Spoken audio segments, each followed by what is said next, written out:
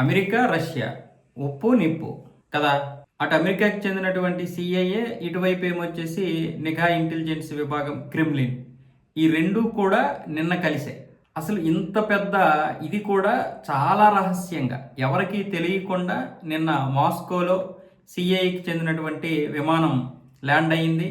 ఇటు క్రెమ్లిన్కి చెందినటువంటి అధికారులు మాట్లాడుకున్నారు. దేని గురించి మాట్లాడుకున్నారన్న విషయం తెలియదు, కానీ మొత్తానికైతే ఇద్దరూ కూడా మాట్లాడుకున్నారు.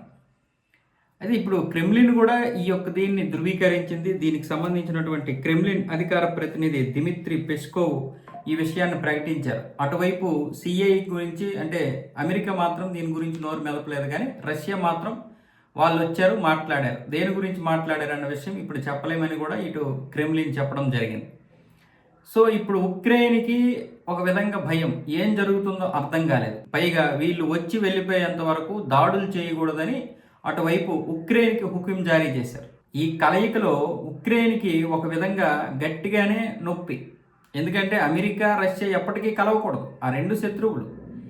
పైగా అమెరికా సపోర్టుతోటే కదా ఉక్రెయిన్ ఈ విధంగా యుద్ధాలు చేస్తుంది. అమెరికా సపోర్ట్ చేయబట్టి, యూరోప్ దేశాలు సహాయం చేయబట్టి ఈ విధంగా ఇచ్చేయగలుగుతుంది.